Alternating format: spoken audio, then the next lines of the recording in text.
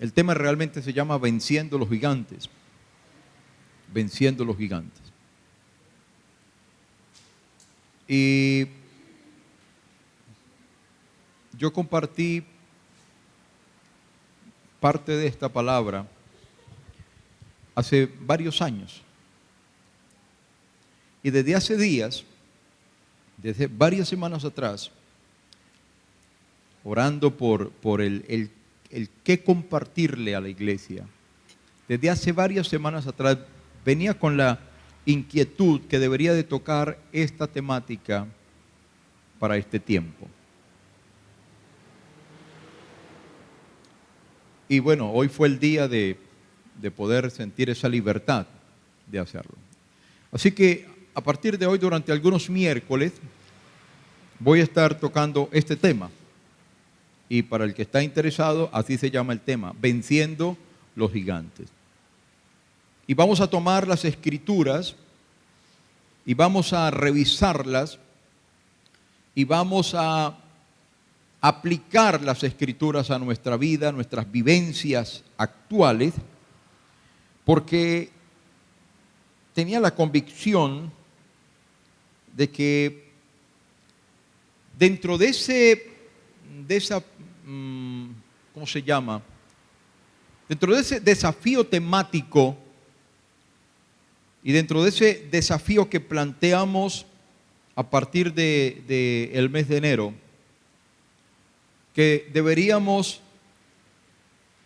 trabajar para crecer, que debemos avanzar. Y de hecho, parte de la temática que estamos tratando estos domingos tiene que ver con eso, áreas de desarrollo, de crecimiento. Y entonces, tengo la convicción por el Espíritu de Dios que esta temática de vencer los gigantes es una temática muy acorde con lo que estamos tratando también los días domingos. Hay muchas cosas que no nos dejan crecer. Hay cosas que nos están produciendo mucho retraso en nuestro desarrollo. Y por ejemplo, en la medida que vamos indagando, vamos identificando como metafóricamente que son gigantes, que hay cosas en nuestra vida que se han levantado como gigantes y nos impiden avanzar, nos impiden crecer. Entonces vamos a mirar esta temática y vamos a vivir, vamos a hacer mucha aplicación, vamos a hablar de gigantes en la Biblia, pero vamos a manejar mucho la aplicación para nosotros sobre todo esto. Y cuando hablamos de gigantes, podemos estar refiriéndonos a los obstáculos en la vida, podemos estar refiriéndonos a las dificultades, podemos estar refiriéndonos a todo tipo de oposición, puede ser a su desarrollo de fe, su desarrollo integral como persona, como mujer, como varón, todo lo que se opone a su desarrollo familiar, su desarrollo matrimonial, su desarrollo financiero, etcétera, su desarrollo emocional, en fin. Así que vamos a ir mirando cosas en la medida que el Espíritu de Dios nos lo permita. Inclusive podemos llegar a encontrar que el pecado no confesado o no derrotado se convierte en un tremendo gigante en la vida del creyente. Entonces vamos a mirar, estoy simplemente diciendo a qué nos vamos a aventurar en todo este tiempo y que el Señor sea el que nos abre el entendimiento y nos ayude. Vamos a comenzar entonces haciendo una pequeña introducción acerca de quiénes eran los gigantes, refiriéndonos a los gigantes en la Biblia. Y podemos identificar los primeros que los gigantes pueden referirse a personas de gran fuerza, de gran estatura, ¿cierto? Vamos a mirar en Deuteronomio, por favor, para ir a la Biblia, el libro de Deuteronomio, capítulo 2. Creo que no va a ser para usted un problema asimilar la temática porque tenemos claro muchas de estas cosas. Deuteronomio capítulo 2,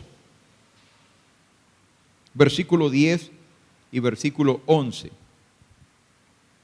Deuteronomio capítulo 2, versículo 10, el versículo 11, dice: una raza de gigantes conocida como los emitas vivió en una época en la región de Ar.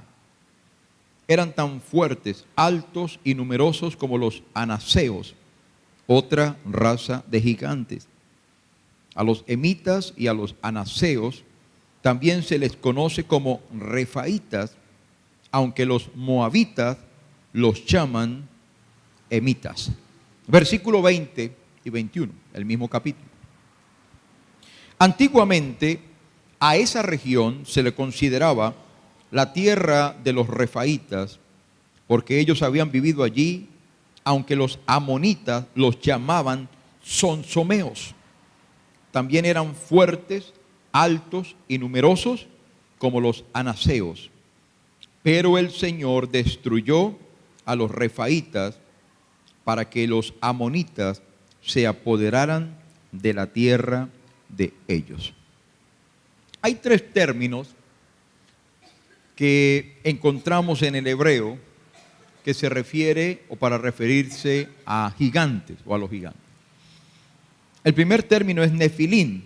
No voy a complicarle tanto la vida a usted con los términos como tal, pero sí más lo que significa. El término nefilín, para los que quieren escribirlo, es N-E-P-H-I-L-I-M,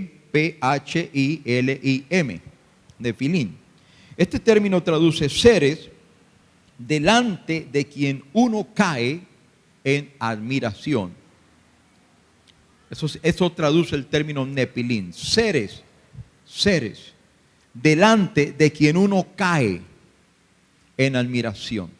O no solamente puede decirse como en admiración, sino que seres delante de quien uno puede caer, no solo por admiración, sino sencillamente uno puede caer derrotado por ellos.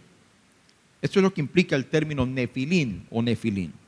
Hay otro término que es el término giborín, así como usted lo escucha, giborín con G, doble B, giborín, termina en M, y el término giborín traduce los fuertes o los héroes. Los fuertes o los héroes. Y hay un tercer término que es el término repaín con PH, repaín, termina en M. P-H-A-I-M, repaín. Este término repaín traduce literalmente gigantes y es el término que se utiliza principalmente en las escrituras que estamos leyendo para referirse a ciertos habitantes antiguos en la tierra de Canaán. Personas que vivieron muchos años antes allí y ocuparon esos territorios, de los cuales la Biblia habla de personas de gran estatura, como lo vimos en el versículo 10, Deuteronomio 2, que dice que eran fuertes y eran altos, y eran numerosos, eran fuertes y eran altos, eran poderosos, etcétera, etcétera. Bíblicamente, literalmente, la Biblia habla de gigantes y se refiere a estos personajes. Hoy, por lo menos en nuestra cultura, no hacemos mucha referencia a los gigantes, pero sí hay otras culturas en el mundo donde todavía quedan algunos residuos de personas de gran estatura, de gran fortaleza, pero ya no existen tanto como existieron en el antiguo Canaán, que no había uno, dos o tres, por ahí uno de vez en cuando, sino que era una raza que existía en ese tiempo y que ocupaban esos territorios. Y ahí aparecen algunos nombres. Algunos les llamaban los semitas, los anaseos, los sonsomeos, los refaitas, y todos estos términos utilizados en el tiempo que corresponde para referirse sencillamente a esas razas de gigantes. Tal vez el más popular, el más conocido por todos nosotros es Goliat, el de 1 de Samuel 17, ¿cierto? Nos están contando las historias de David y Goliat, desde que éramos unos niñitos, íbamos a la escuela dominical. Y vamos a hablar de Goliat en su momento por toda la implicación que podemos inclusive encontrar, pero ya llegará el momento para hablar. ¿Dónde estaban los gigantes? Deuteronomio capítulo 3. Vamos a empezar, esto es como empezar a armar un rompecabezas. Cuando siempre manejamos una temática es arrancar desde sus conceptos básicos y empezar a construir todo el cuerpo del mensaje. Así que preste atención, no se desconecte o no permita que nada lo desconecte del mensaje para que le empiece a hallar gusto a la palabra que le vamos a compartir. Capítulo 3 de Deuteronomio, versículo 1 y luego leemos el versículo 11, el 1 y luego el 11. Luego dimos la vuelta y nos dirigimos a la tierra de Basán, donde el rey Og nos atacó en Edrei con todo su ejército. Vaya teniendo en cuenta el nombre de ese rey. ¿Cómo se llamaba? Og, O-G, Og. Versículo 11. Og, rey de Basán, fue el último sobreviviente de los gigantes refaitas. Su cama era de hierro y tenía más de 4 metros de largo y casi 2 metros de ancho. ¿Cuánto tiene su cama? Anita, ¿cuánto tiene su cama? Las camas en nuestra cultura, en sus medidas normales, una cama sencilla es de 1,80 y de largo y 1 metro de ancho. Y las camas dobles normalmente son de 1,60 de ancho por 1,80 de largo. Y existe la cama king, que es la de 2x2. Esa no la tienen sino en los hoteles, porque eso no cabe en una habitación normal. Usted mete una cama de esas y toca que todo el mundo se salga para poder meter la cama. La cama de este hombre tenía 4 metros de largo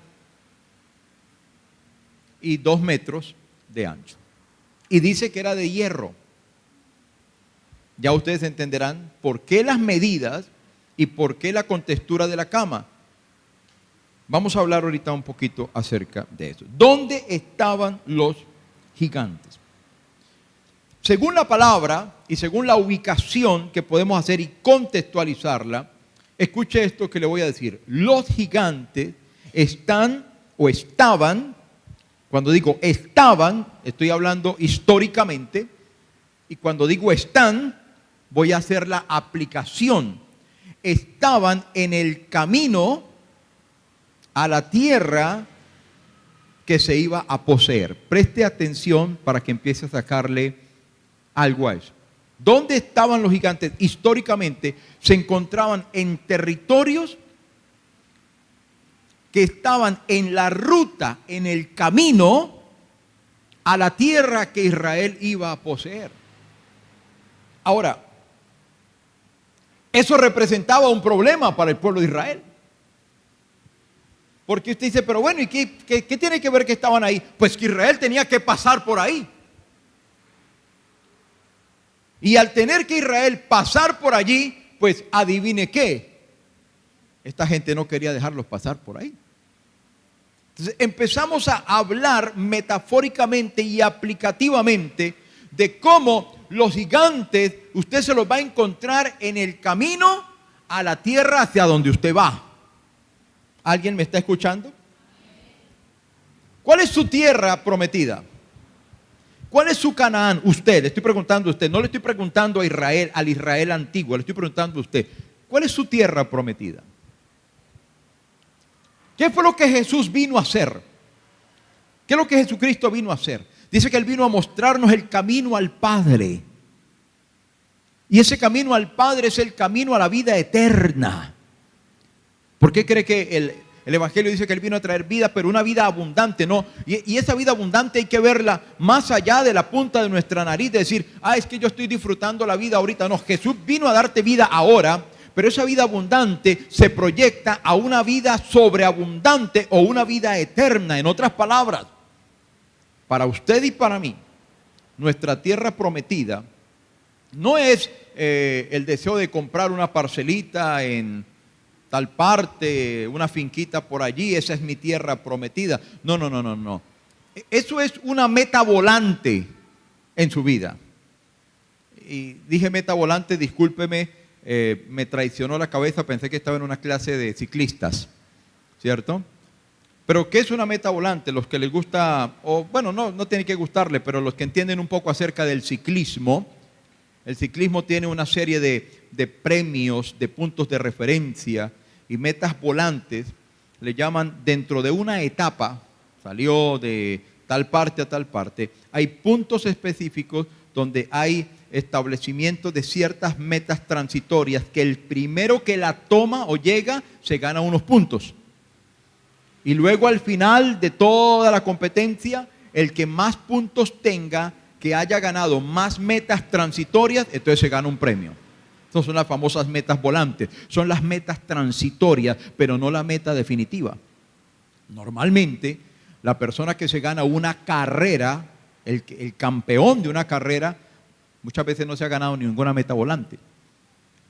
Porque no le interesa ganar metas volantes, no le interesan las metas intermedias, le interesa la meta final. Ese es el espíritu de lo que Pablo escribe en Filipenses. Yo me olvido de lo que está atrás y yo me proyecto ¿a dónde? Hacia el premio del supremo llamamiento de Dios en Cristo Jesús. Esta no es una meta volante, esa es la meta principal. Y si usted quiere una finquita, amén. Si quiere una parcelita por allí, amén. Pero esa es una meta volante para usted. Esa no es la meta principal. ¿Cuántos me están entendiendo? Y cuando estamos hablando de que la vida eterna, estamos diciendo que esa es nuestra meta principal. ¿Qué importa si aquí tenemos o no tenemos una finca mientras finalmente entremos al reino eterno? Eso es lo que yo necesito, eso es lo que yo quiero, eso es lo que yo persigo, eso es lo que Pablo perseguía, eso es lo que debe perseguir todo creyente.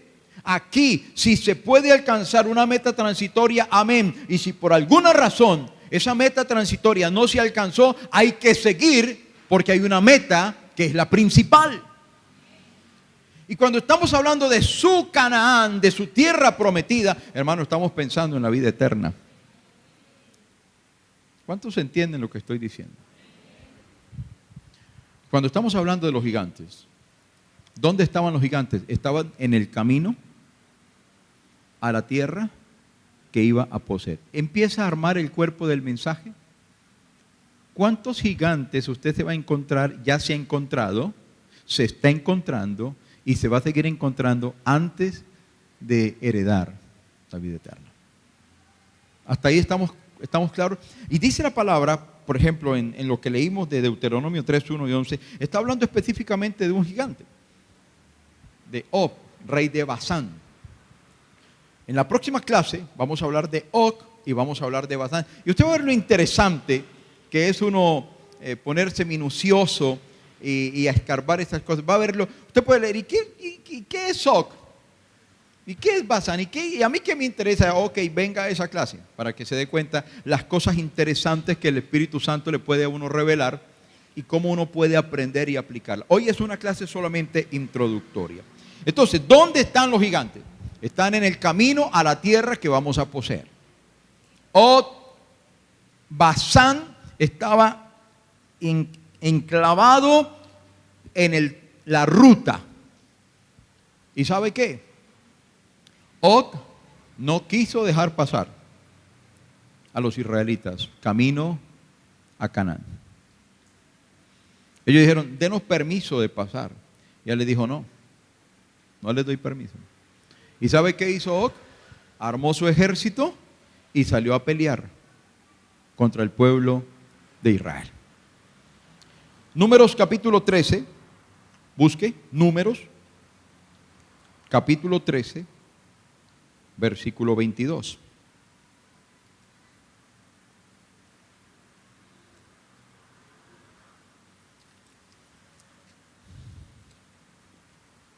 Recordamos ese pasaje porque es muy clave en el proceso cuando se estudia toda esta trayectoria del pueblo de Israel buscando esa tierra que Dios les había prometido y que tiene que ver con cuando Moisés envió aquel grupo de personas, ¿se acuerdan? 12 personas, uno por cada tribu, para que hicieran una inspección. Ya estaban cerca. Ojo, ojo que todo esto, hermano, hablaremos de esto toda la vida y nunca pasará de moda que hablemos de esto. Estaban cerca. Ya el pueblo de Israel estaba cerca. Ya habían pasado por encima de Og. Estaban cerca. Entonces Moisés mandó a una inspección. Mandó a 12. Miren lo que dice la palabra del Señor. Números capítulo 13, versículo 22. Yendo al norte, atravesaron el Neguev y llegaron a Hebrón, donde vivían, ojo con esa palabra, donde vivían. ¿Quiénes vivían allí? Unos personajes que se llamaban Aimán, Sesai y Talmai. Bueno, ¿y eso qué me dice a mí? Siga leyendo, dice, todos descendientes de Anac. La antigua ciudad de Hebrón fue fundada 7 años antes de la ciudad egipcia de Zoán. Bueno, ¿y qué me dice eso? ¿Y qué me dice Anac? Versículo 28. Versículo 28. Sin embargo, el pueblo que la habita es poderoso. ¿Cómo era el pueblo que la habitaba? Poderoso. Y sus ciudades grandes y fuertes. Y mire lo que dice. Hasta vimos, en signo de admiración, hasta vimos gigantes allí. ¿Los descendientes de quién? De Anac. Ahora lea el versículo 33. Hasta había gigantes, los descendientes de Anac. Al lado de ellos, nos sentíamos, esta versión dice, como saltamontes. Y allá como dice, como langostas. Y así nos miraban ellos. Ojo aquí. ¿Dónde están los gigantes? Hagamos una recopilación. ¿Quiénes son los gigantes? ¿Quiénes eran los gigantes? Históricamente hablando, personas de grande estatura y no eran raquíticos, no sufrían de paludismo, eran personas de gran estatura y muy fuertes. Muy fuertes. Ok. ¿Dónde estaban los gigantes? ¿Qué fue lo primero que dijimos? Estaban en el camino a la tierra por poseer. Pero aquí tenemos una segunda apreciación más intensa en estos pasajes que estamos leyendo. En Deuteronomio dice, lo ubica en la tierra de Basán, que era una tierra de tránsito a la tierra de Canaán. Pero aquí está diciendo que cuando estos hombres que envió Moisés a inspeccionar la tierra, ¿qué se encontraron? Ya ahora están pisando la tierra que iba a ser para ellos. Están mirándola, inspeccionándola para luego describirla al resto del pueblo. Ellos tienen que volver y dar un informe a a Moisés. Bueno, Josué estaba entre los 12, a Moisés, y tendrían que darle un informe al pueblo. Y ellos, dentro del informe, que ustedes lo recordarán seguramente, los que han leído esas escrituras, ellos comienzan diciendo, sí, la tierra es buena. Fíjese que aquí hay mucho de que nosotros debemos reflexionar para hacer una introspección. Ellos dijeron, sí, la tierra es buena, la tierra es buena. Fluye leche y miel. Esa expresión, fluye leche y miel, refiere a algo, una tierra de abundancia. Una tierra de abundancia. Una tierra de abundancia. Y ellos hasta llevaron una evidencia. Dice que se cargaron un racimo de uvas y era tan grande que dice que lo tuvieron que llevar entre dos con un palo. Yo no sé qué tipo de uvas serán esas. Yo nunca he visto uvas de esa naturaleza. Pero eso lo señala la Escritura. Y ellos llegaron allá y dicen, sí, la tierra es chévere, esto, ta. Pero llega un punto del informe cuando dicen ellos, pero hay un problema. Que no solamente vimos que la tierra es buena y que el fruto es bueno, sino que vimos que allí hay gigantes. Y dice el versículo 21 que leímos, dice, vivían.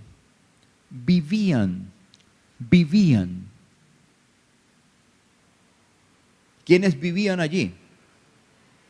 gigantes. Hasta los menciona una raza específica que se llama los anaseos, los hijos de Anac, los anaseos. Ellos vivían allí. ¿Y cuál fue la impresión que se llevaron estos hombres? Una impresión negativa. Cuando ellos ven los gigantes, ¿qué fue lo que hicieron? Se impresionaron con los gigantes. Y esa impresión que es negativa se traduce en un fuerte sentimiento de temor o en un estado de amedrentamiento. ¿Sabe qué es estar uno amedrentado? Estar uno bloqueado, como dicen los muchachos hoy en día. Me bloqueé. Haciendo referencia a expresiones de la tecnología, como cuando dice se me bloqueó el celular. O sea, ni para adelante ni para atrás. No funciona. Cuando usted dice me bloqueé, no funciona. No funciona. Y lo que hicieron estos hombres, estos israelitas, al ver a estos gigantes, fue llenarse de temor. Y ellos, miren la expresión del versículo 33. Póngalo ahí en la pantalla, el versículo 33, el último que leí. Porque miren lo que dice. También vimos allí gigantes, hijos de Anac, raza de los gigantes, y éramos nosotros, oiga, a nuestro parecer. Mire bien, lea bien, como langostas, y así les parecíamos a ellos. La versión que tengo acá, con la que ahora predico, la Nueva Traducción Viviente, dice, al lado de ellos nos sentíamos. Ojo, porque eso está consignado en la Escritura, pero eso que está ahí no lo dijo Dios. Hay una inspiración divina en cuanto a consignar lo que se dijo, pero esas palabras no las dijo Dios. Eso es algo que usted debe tener en cuenta cuando usted lee la Biblia. Lo que está leyendo, ¿lo dijo Dios? ¿O quién lo dijo? Ellos están diciendo a nuestro parecer. Cuando ellos vieron los gigantes, ellos inmediatamente se autoconceptuaron. E inmediatamente, ¿cómo se autoconceptuaron? Hermanos, somos unas cucarachas al pie de estos tipos. Nos sentimos como unas cucarachas al pie de estos gigantes. Nos sentimos chiquiticos. ¿No ha tenido usted esa expresión cuando alguien le dice, uy, es que me pasó esto y y me sentía chiquitico? ¿Sí? ¿Alguna vez usted la usó? Bueno, algunas hermanas son chiquiticas, o sea que están hablando algo muy real. ¿No? Me sentía chiquitica, me sentía chiquitico. Así se sintieron ellos. Ahora, ¿Dios les dijo que se sintieran así?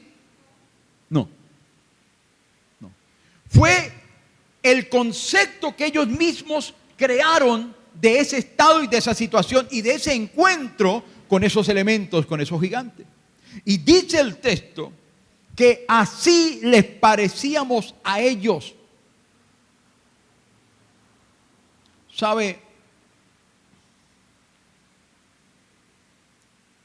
Hace unos días estaba mirando una película en mi casa. La película, ahora se me olvida el nombre, pero la película con este actor Antonio Banderas. Y la trama de la película es que es sobre un perro, un pitbull.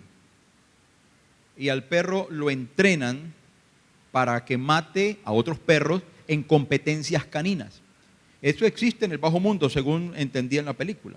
Bueno, en el bajo mundo existen cosas que uno no se imagina que existen. Y ese perro en la película uno lo ve y uno le da miedo.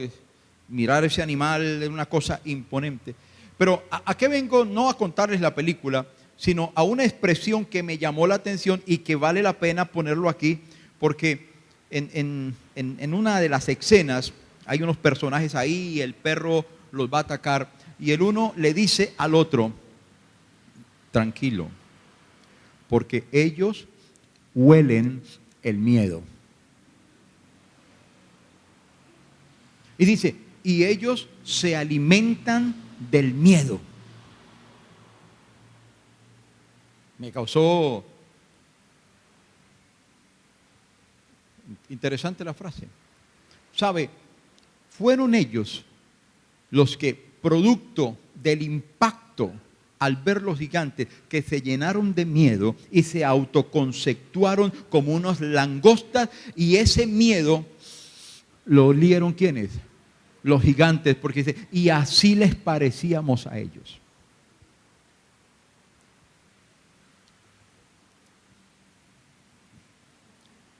Le pido al Señor que esta palabra que voy a compartir los miércoles nos pueda servir a todos. Y la quiero compartir con mucho entusiasmo. Y le digo la verdad, desde hace días el Espíritu Santo me estaba hablando sobre esto, pero yo me estaba haciendo el bobo. Pero percibí que hoy era el día de comenzarlo.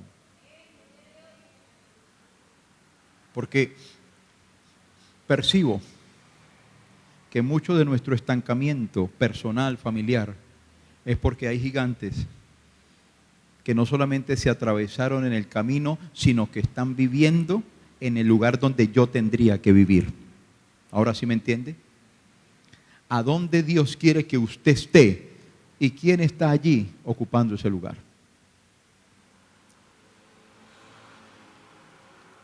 Voy a trabajar un versículo después, lo voy a citar de memoria ahora, pero lo voy a trabajar después, que es una palabra que la mencionó Nehemías en su libro, en el libro de Nehemías. Y me gusta porque, como está en la versión, la Nueva Traducción Viviente, palabra más, palabra menos, dice, aquí, él está haciendo una oración de confesión de los pecados del pueblo. Dice, y ahora aquí estamos nosotros, viviendo como esclavos en una tierra de abundancia. Después les doy el texto y después lo trabajamos más. Viviendo como esclavos en una tierra de abundancia. Y déjeme decirle esto, hermano. El Evangelio es una tierra de abundancia. Pero mucha gente que estando dentro del Evangelio, hoy están como esclavos en tierra de abundancia. ¿Y sabe por qué? Porque hay que conquistar lo que se quiere apoderar de aquello que Dios dijo que era para mí. Dios diseñó, escuche, Dios diseñó la tierra. La Biblia dice que la tierra es del Señor. La casa donde usted vive, así su nombre aparezca en la Escritura, no es suya, es de Dios. Si creemos en el Salmo 24:1, de Jehová es la tierra y su plenitud, el mundo y los que en él habitan. Entonces, a partir de hoy de decir, este es mi carro, esta es mi casa, que mire, yo me lo gané así. Diga, no, este es el carro, esta es la casa que Dios me dio a administrar y que lo tengo por su gracia y misericordia. Porque eso hace un corazón humilde. Un corazón soberbio dice, no, es que esto lo hice, fui yo. Por eso Dios castigó a Nabucodonosor. Porque Nabucodonosor un día se quedó mirando toda su esplendor y dijo, yo levanté todo esto. Pero bueno, ya me salgo del tema, aunque ese es un gigante que se llama orgullo. Hablaremos de él después, ¿ok? Dios sabía que habían gigantes en la tierra de Canaán. ¿O acaso Dios no sabía? Claro que Dios sabía. Y Dios mandó a su pueblo allá. Se dice, uy hermano, me mandó a la guerra. ¿Sí has escuchado ese término? No, ¿a usted cómo se le ocurre me mandó a la guerra? Pues es que de eso se trata, mandarlo a la guerra. De eso se trata. ¿Usted cree que con Dios, escuche lo que voy a decirle esta noche, Dios a toda hora nos está mandando a la guerra? Ay, pero es que a mí el Señor no me avisó. No, es que, sí, no, tiene que avisarle. Cuando el Señor, porque no hay un registro bíblico, si usted lo encuentra, le acepto la ayuda, pero no hay un registro bíblico que cuando Dios le dijo a Abraham, Abraham, esto, aquello, lo otro, y la tierra, y tu descendencia, y luego se vino cumpliendo la palabra, y cuando ya Jacob, la tribu, se forma el pueblo, y que hay una promesa, y que hay que salir a conquistar la tierra prometida. No hay un registro que ahí el Señor le hubiera dicho, muchachos, pero a mí se me olvidó decirles algo, allá hay unos gigantes. No, el Señor no les dijo nada. El Señor les dijo, vayan y conquisten esa tierra porque yo se la doy a ustedes. ¿Y por qué? Porque a Dios le dio la gana. Porque Dios es soberano. Y la Biblia dice que Dios le puede quitar a este para darle al otro. Y si quiere pelear con Dios, pelee con Dios, pero así es como las cosas funcionan, soberanamente, porque Dios es el dueño de todo. Y Dios nunca les dijo, ay, hay gigantes. Les dijo, vayan y conquístela. Cuando ellos llegaron y se dieron cuenta lo que había allí, se asustaron. Y cuando usted lee todo el capítulo 13 y todo el capítulo 14 de Números, usted ve un cuadro dramático, un cuadro doloroso, porque ellos comenzaron a dar el informe, pero luego le cambiaron la tonalidad. Allá hay gigantes. ¿Cómo hacemos? Somos unas langostas al lado de ellos. Así nos miraron ellos. ¿Y sabe qué lograron con ese espíritu? Lograron contaminar el espíritu del pueblo. Y dice que lo hicieron desfallecer al pueblo. Y solo habían 2 personas de los 12, que era Josué y Caleb. Los únicos que tenían un vocabulario diferente. Que dijeron, no, sí, allá hay gigantes, pero ¿qué? Esos tipos son como nada. Nosotros con el poder de Dios vamos y nos los tragamos vivos también. Pero los otros 10, no, que cómo se le ocurre que esos gigantes, que no podemos con los gigantes. Mire, allí se desató un problema tan grave, que cuando estaban a punto de llegar, el Señor los hizo devolver. ¿Se acuerdan? ¿Cuántos días llevaban en travesía? 40. Cuando llegaron a ese punto de parar y hacer la inspección. Cuando ellos vuelven y el pueblo se contamina de ese miedo, se olía el miedo a kilómetros de distancia. Tenga cuidado con esto, hermano. El diablo le huele su miedo. Y los que saben aquí de la raza canina, de los perros, saben que un perro ataca cuando huele el miedo en su presa. Por eso hay un dicho que dice que para mordedura de perro, mordedura de otro perro. Y para un perro bravo, un perro más bravo. Espero que entienda lo que estoy tratando de decir. Y ese día que el pueblo se contaminó y dijeron, devolvámonos, no entramos, no podemos, esos gigantes acaban con nosotros. El Señor se indignó tanto que ese día el Señor tomó una decisión dolorosa y dijo, se devuelven, ustedes no merecen esa bendición. Y le dijo el Señor ese día, 1 año por cada día, un recorrido hasta hoy. Por eso se convirtió 40 años en el desierto. Si no sabía eso, ahí le doy ese dato. ¿Por qué 40 años en el desierto? Porque el Señor les dio una disciplina, un castigo. Los 40 días que hasta ahora llevaban. Imagínense, ¿cuántos días realmente iba a tomar la travesía desde Egipto para tomar la tierra?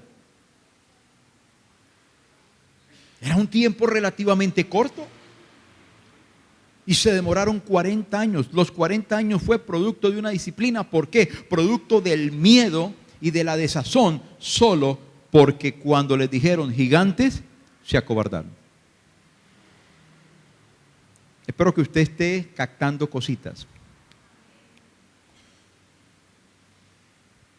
Que el Señor nos ayude. ¿Qué hacen los gigantes? Para sintetizar y terminar por hoy. ¿Qué hacen los gigantes? Los gigantes se apoderan de lo que nos pertenece. Los gigantes se apoderan de lo que nos pertenece. Esa tierra Dios se la dio al pueblo y ellos estaban allí y no se querían ir.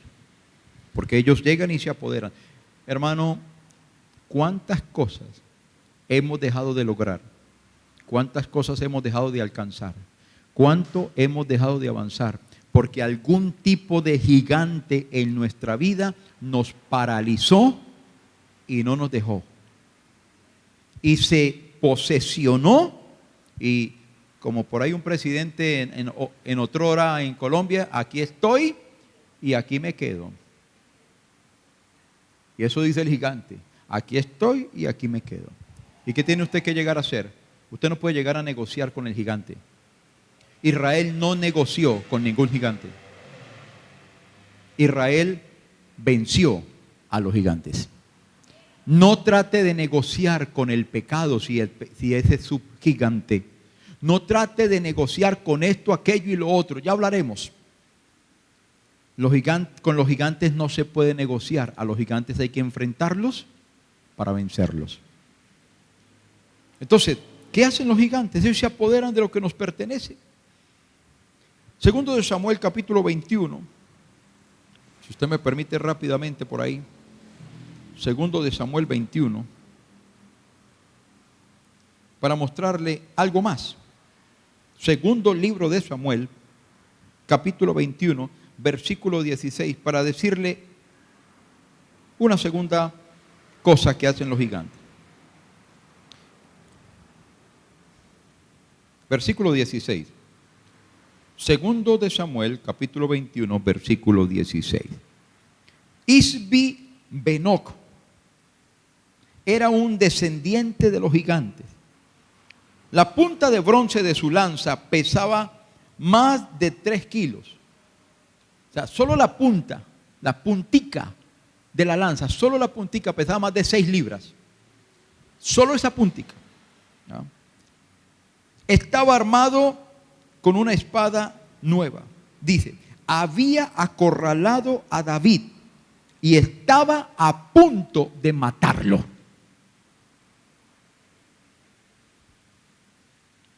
¿Qué hacen los gigantes? Los gigantes te quieren matar. ¿Qué es lo que un gigante hace? Intenta matarte. Ya, cuando utilizo la palabra intenta, dependerá de usted si se deja matar o no se deja matar. El diablo puede intentar muchas cosas contra usted, pero hay una gran diferencia entre intentar hacer algo y hacerlo. Este estaba decidido a matar a David en una de las guerras que David libró. Porque eso es lo que un gigante hace. El gigante no viene a negociar con usted, por eso usted no puede negociar con un gigante. El gigante viene a eliminarlo.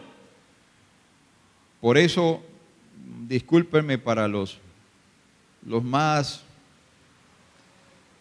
otrora el vallenato aquel que decía, ¿me lleva él o me lo llevo yo?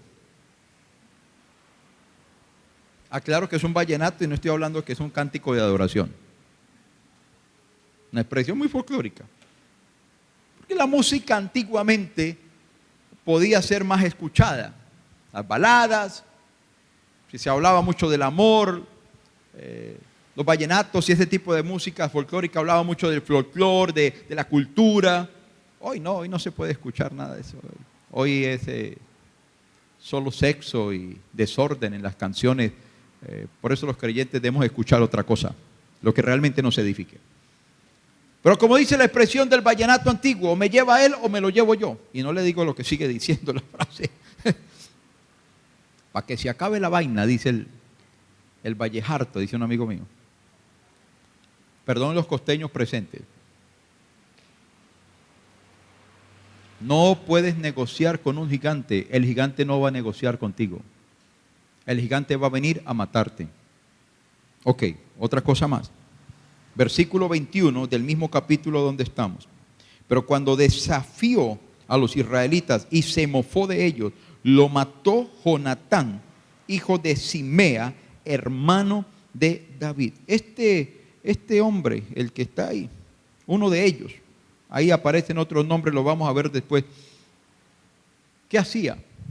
Se paraba y desafiaba al pueblo de Israel. Lo mismo hizo Goliat. Lo mismo hizo Goliat. ¿Se acuerdan? La historia de Goliat la conocen más. Goliat salía y se paraba y comenzaba a gritarle a todo el mundo. ¿Y quién de ustedes es muy machito para que venga a pelear conmigo?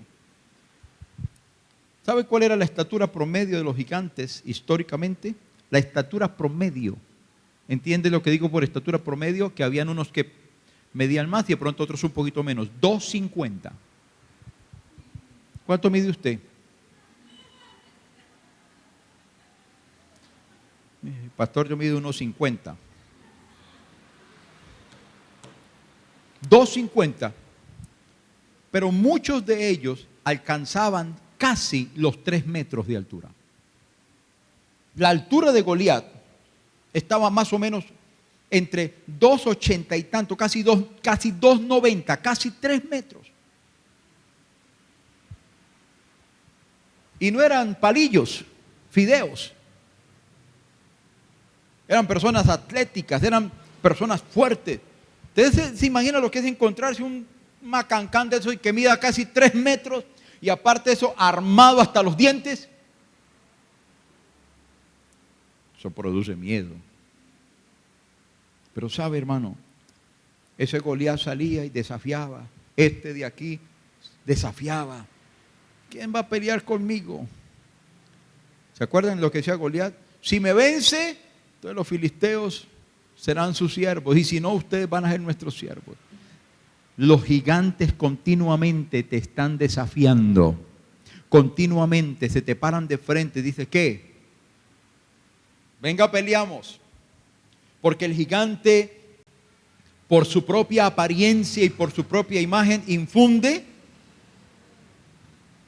miedo.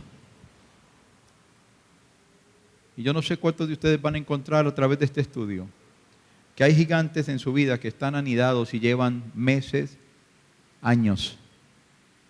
Y llevan años escuchando el desafío de ese gigante y usted no ha hecho nada, no ha querido enfrentarlo. No que no ha podido, no ha querido. Entonces los gigantes nos desafían y nos inspiran miedo. Ya vimos eso del miedo, el número 3. Inspiran miedo y aparentan ser muy fuertes. Ya le dije la estatura promedio de un gigante. El peso, ¿cuánto pesaba un personaje de estos? Op tenía una cama de 4 metros de largo por 2 de ancho y era de hierro. Donde ese se acuesta en esas camas de Artecto que venden hoy en día, rompe eso. Pura madera prensada. Eso no le sirve a un gigante. Ni tan camas de hierro. Eran tan pesados, tan grandes, tan pesados. Inspiran miedo. La armadura que ellos utilizaban. Veremos la armadura de Goliat cuando miremos primero de Samuel 17. Entonces, estamos hablando de un cuadro que humanamente no es fácil.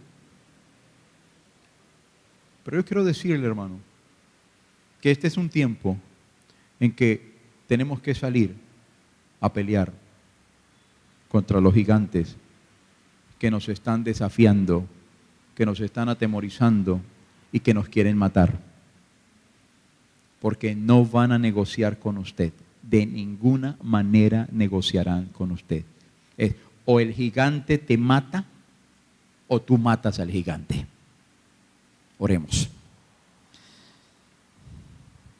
¿Usted quiere poner de pie un momentico? Quisiera invitarlo a que le dé un poquito de tránsito a esa palabra para no irnos así como tan en seco.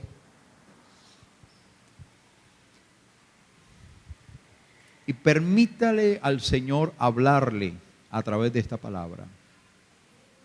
Y pues ya será su compromiso que si la quiere escuchar, pues tendrá que estar viniendo los miércoles a escuchar esta palabra que yo considero que puede ser interesante para su vida y para mi vida. Pero comience a orar desde esta noche.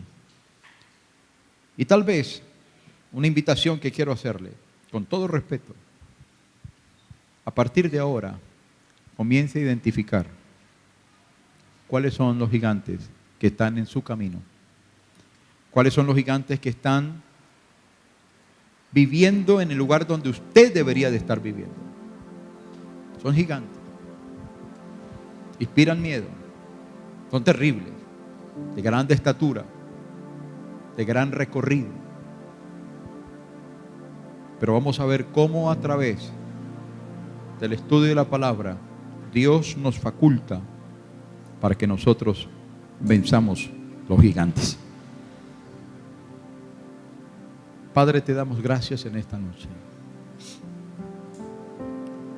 Qué buena es tu misericordia, qué bueno es tu gracia, tu bondad.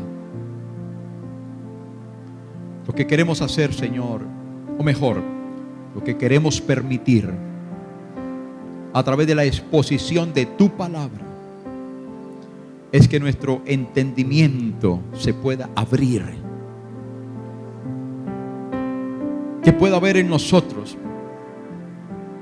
un sano desafío, porque no podemos seguir viviendo arrinconados, porque los gigantes se atraviesan en el camino y nos asustan, nos meten miedo y ellos huelen nuestro miedo.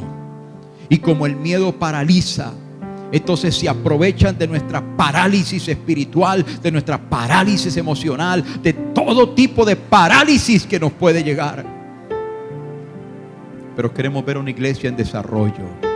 Estamos empeñados en este lugar en ver una iglesia en desarrollo, una iglesia que se mueve, una iglesia que es visitada por el Espíritu Santo, una iglesia que se vuelve al Espíritu Santo de todo corazón, una iglesia que empieza a experimentar procesos de cambio profundo a partir de una renovación de la fe, de la integridad, de la relación con el Espíritu de Dios. No podemos, como dijo Nehemías, seguir siendo esclavos en tierra de abundancia. El Evangelio es tierra de abundancia. El Evangelio es tierra de bendición. El Evangelio es tierra donde debe de fluir la leche y la miel. Pero hay gigantes en el camino. Y así como aquel gigante quiso matar a David, intentó matarlo, tiró a matarlo, así lo harán con nosotros, intentarán matarnos. Ayúdanos a identificar cuáles son los gigantes que cada uno de nosotros debe de enfrentar. Porque no queremos que nos pase lo que le pasó a la nación de Israel. Se paralizaron, se dejaron infectar por el miedo, un miedo que se generalizó, un temor que se incrustó en el corazón del pueblo, y tuvieron que regresarse al desierto hasta que murieron. A ellos no los mató el gigante, a ellos los mató su propio miedo, su propia desobediencia y su propia cobardía. Hoy, Señor, queremos aplicar metafóricamente, mirar todo esto tal vez desde la perspectiva histórica, pero también metafóricamente, y decir: hoy no nos estamos enfrentando a personas literales de estos tamaños, pero nos estamos enfrentando a circunstancias, adversidades, situaciones personales, situaciones laborales, familiares, económicas, emocionales, matrimoniales, que se han levantado como gigantes y no nos quieren dejar pasar. Señor, y nuestro gran desafío es: este año tenemos que avanzar. No podemos seguir dando vueltas en el mismo sitio. Pero solo el Espíritu Santo puede convencernos de nuestra necesidad. Señor, yo te pido y proclamo que estos mensajes vayan a traer liberación, sanidad, libertad, motivación, ánimo, avivamiento al corazón de aquel que se quiere dejar ministrar por tu palabra. Así que esta palabra la encomendamos en tus manos. No es mi palabra, Señor, es tu palabra. Solamente soy una vasija que por pura misericordia usas para transmitir esa palabra, pero que la iglesia entienda que es tu palabra, que no es mi deseo, no es mi capricho temático, sino es un tema que tú tienes para nosotros, para traernos sanidad en este tiempo. Así que ayúdanos en el nombre de Jesús. En el nombre de Jesús. Ayúdanos a rescatar las armas de nuestra milicia que están inactivas, están empolvadas, pero que este va a ser un tiempo de decir: vamos a llamarnos a la guerra. Así que desempolva tu armamento y comienza a renovar tu fe, porque te esperan batallas fuertes, pero determinantes y decisivas para tu desarrollo como persona, como creyente, y desde toda perspectiva familiar y económico, todo lo que tú quieras ver. En tus manos nos encomendamos, Señor. Hay gigantes en el camino, pero entonces vamos a agarrarnos de la palabra que dijo el profeta Jeremías: mas el Señor está conmigo como poderoso gigante. En el nombre de Jesús. Amén. y amén. Puede sentarse.